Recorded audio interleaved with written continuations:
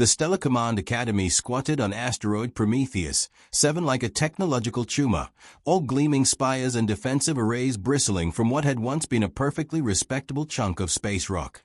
It served as the galaxy's premier institution for molding young minds into the sort of military leaders who could efficiently organize the destruction of entire star systems while maintaining proper diplomatic etiquette. The Academy prided itself on representing the absolute pinnacle of galactic military evolution, a phrase that appeared in their promotional materials roughly 17 times per paragraph, just in case anyone missed the point. Students came from 43 different stellar civilizations, each convinced that their particular brand of natural selection had produced the universe's most perfectly engineered warriors. The admissions process was legendarily selective, based on what the Academy called evolutionary merit indexing. This was a polite way of saying they ranked species according to how thoroughly evolution had optimized them for organized violence. The ZYTHAC, with their bioelectric nervous systems that could process tactical data at quantum speeds, occupied the top tier. The Chronari, whose crystalline bone structure could withstand direct hits from antimatter weapons, held prestigious positions in the hierarchy. The Academy's ranking system was elegant, scientific, and absolutely foolproof. Each species' position was determined by objective measurements of their biological advantages, technological integration, and demonstrated combat superiority. The system had worked flawlessly for over 3 centuries, producing military leaders who went on to command fleets that could reshape galactic politics with surgical precision. At the very bottom of this carefully calibrated hierarchy, somewhere between the decorative plants in the botanical wing and the maintenance droids, were the humans. Humans from Ith, that quaint little disaster of a planet where the climate apparently couldn't decide what it wanted to be from one day to the next. A world so primitive that its dominant species still lived directly on the planetary surface, breathing unfiltered atmosphere and exposing themselves to cosmic radiation. The fact that Earth experienced something called natural disasters, events where the planet actively tried to kill its inhabitants for no apparent reason, was considered charmingly rustic by galactic standards. The galactic community had admitted humans to their military academies as part of what historians would later recognize as an elaborate form of scientific curiosity. These endurance hunters, as xenobiologists classified them, were fascinating specimens from an evolutionary perspective. A species that had achieved spaceflight despite spending their entire development period trying to kill each other over resources that their planet provided in abundance. The academics found them delightfully primitive. Here was a species that had evolved not specialized advantages, but rather a bizarre talent for surviving things that should have killed them.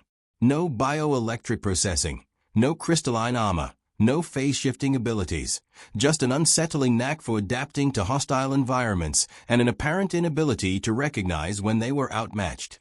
Cadet Raven Blackwood had been attending the Stellar Command Academy for exactly 112 standard days, during which time she had achieved something that should have been mathematically impossible according to the Academy's evolutionary merit algorithms. She had consistently outperformed cadets from species that evolution had supposedly optimized for military excellence. Her tactical analysis scores defied explanation.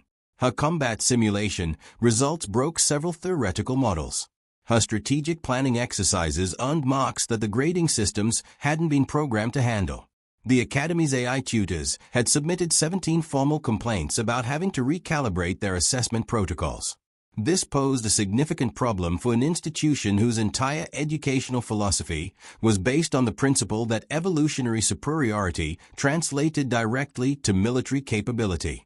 Instructor Veltar, whose species had evolved past the need for physical forms and now existed as patterns of organized thought, found the humans' performance professionally disturbing. During faculty meetings, he expressed concerns that either their testing methods were fundamentally flawed or the universe had developed a sense of humor that bordered on the malicious. The human scores violate basic principles of evolutionary biology, he announced during one particularly heated discussion. A species with no specialized military adaptations cannot consistently outperform beings whose entire genetic history has been optimized for warfare. Professor Quexnell, who taught advanced combat theory and possessed a distributed nervous system that could process 47 different tactical scenarios simultaneously, agreed with visible agitation. Perhaps we should consider the possibility that the human represents some form of genetic anomaly. 7 cadets, however, had moved beyond academic concern into the realm of personal affront. They represented the cream of galactic evolution, future military commanders from species that had conquered star systems before Earth's sun had finished forming. They were genetically superior, technologically enhanced, and absolutely certain that the natural order of the universe was being violated by this presumptuous Deathworlder. Zypher of the bioelectric ZYTHAC was the first to articulate what they were all experiencing during one of their private strategy sessions. His nervous system crackled with electrical patterns that indicated deep analytical processing mixed with something that could only be described as wounded pride. The human's performance represents a statistical impossibility, he announced, his bioelectric field fluctuating with controlled aggression. Either our evolutionary models are incorrect, or external factors are influencing the results. Kronax flexed his crystalline frame in agreement, each movement producing harmonic resonances that could shatter lesser materials. His species had evolved on a world where the atmospheric pressure could crush starships, and his bone structure reflected millions of years of optimization for surviving impossible conditions. In my culture, we have a principle, he rumbled through vocal cords that had been designed to communicate across continental distances. When the weak challenge the strong, reality requires correction. Nexera's response came as a harmony of voices. She was part of a hive mind species where individual consciousness was merely a component of collective intelligence. The collective has analyzed this anomaly extensively. Conclusion: the human requires educational adjustment. The others nodded their various appendages in agreement. Voltaic, whose energy manipulation abilities could ionize atmosphere at will. Shardclue, whose crystal-based physiology made him effectively indestructible. Phantasm, who could phase-walk between dimensions, and Quantum, whose temporal perception allowed him to experience multiple probability streams simultaneously. They were, by any objective measure, evolution's answer to the question of what perfect warriors might look like. They represented civilizations that had transcended the limitations of biological existence, conquered the fundamental forces of physics, and achieved military dominance over entire galactic sectors. They were also about to receive a comprehensive education in why humans had a reputation for being unkillable. The plan they developed demonstrated the sort of tactical sophistication one might expect from beings whose species had been perfecting warfare since before Earth's continents had settled into their current configuration.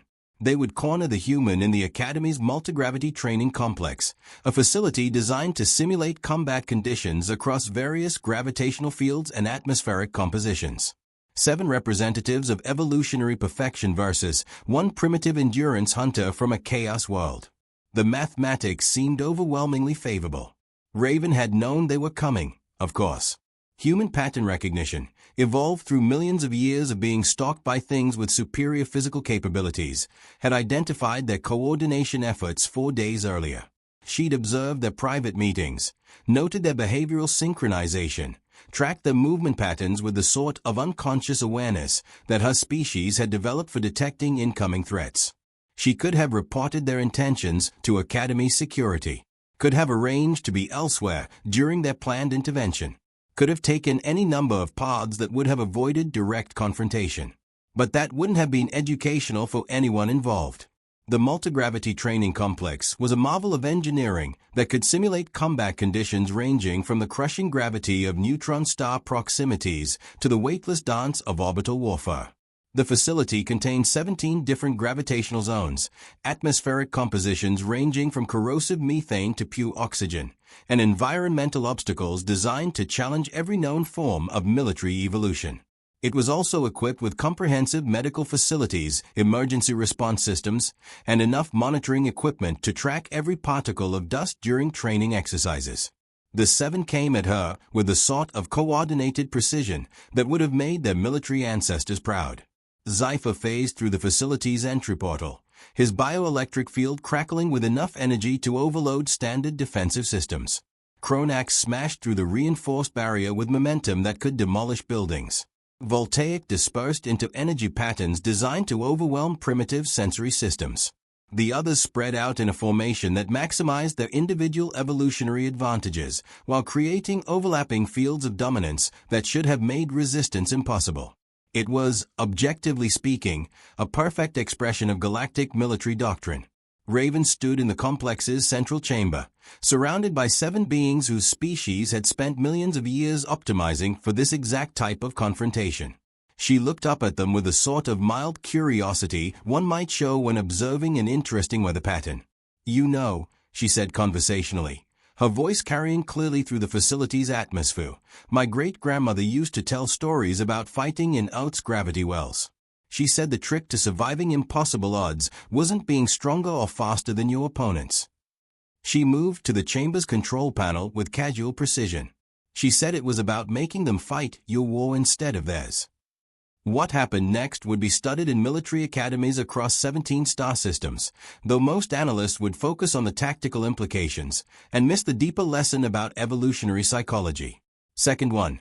Raven activated the complex's emergency protocols, flooding the facility with gravitational chaos as 17 different artificial gravity fields activated simultaneously. The carefully orchestrated assault formation dissolved as each alien found themselves pulled in directions their evolution had never anticipated. Second 2. Zypher's bioelectric nervous system, optimized for processing information at quantum speeds, overloaded when confronted with contradictory gravitational data from multiple sources. His consciousness fragmented as his enhanced brain tried to calculate impossible physics, leaving him convulsing in a feedback loop of his own neural efficiency. Second 3. Cronax's crystalline bone structure, evolved to withstand crushing atmospheric pressure, became a liability in the shifting gravitational fields. His massive frame, designed for stability in extreme conditions, made him unable to adapt to rapid changes in directional forces. He crashed into a training obstacle with enough force to crack his supposedly indestructible exoskeleton. Second 4. Nexara's hive mind consciousness, dependent on quantum entanglement for collective thought, found her connection to the collective severed by the gravitational interference. Individual consciousness, something her species had evolved beyond, left her helpless and confused as she experienced the alien sensation of thinking alone. Second 5. Voltaic's energy manipulation abilities, designed to ionize atmosphere under standard gravitational conditions, became chaotic in the multi-field environment. His carefully controlled energy patterns scattered across the facility, creating electromagnetic pulses that interfered with the other aliens' technological enhancements. Second 6. Shardclue's crystal-based physiology, optimized for deflecting energy weapons, proved vulnerable to kinetic impacts when Raven used the gravitational fields to launch training equipment at velocities that turned exercise weights into improvised projectiles. His crystalline structure cracked along stress lines that millions of years of evolution had never anticipated. Second 7. Phantasm's dimensional phase-walking abilities malfunctioned in the gravitational chaos, leaving him partially phased between dimensions. The experience of existing in multiple reality states simultaneously while being pulled in contradictory directions by artificial gravity fields resulted in what could only be described as existential nausea. Second 8. Quantum's temporal perception, allowing him to experience multiple probability streams, became a curse when every possible timeline showed him losing consciousness in gravitational fields that his enhanced awareness couldn't help him navigate. His ability to see the future became irrelevant when all possible futures involved unconsciousness. Second 9. The facility's safety systems, designed to prevent exactly this sort of chaos, triggered a complete emergency shutdown that left 7 representatives of galactic evolutionary perfection unconscious, injured, or suffering from various forms of enhanced biology malfunction. Silence settled over the training complex like a blanket, broken only by the hum of emergency medical systems and the various groans, electronic distress signals, and confused energy discharges emanating from 7 very surprised examples of military evolution. Raven stood in the center of the chaos, completely unaffected by gravitational fields that had incapacitated beings whose species had conquered the fundamental forces of physics. She began calmly shutting down the facility's systems and activating emergency medical protocols. The Academy's response team arrived 3 minutes later to find a scene that challenged fundamental assumptions about evolutionary superiority.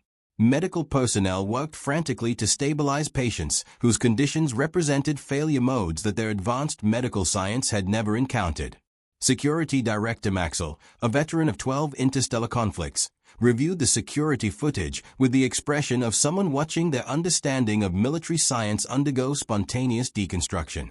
"Run it again," he ordered.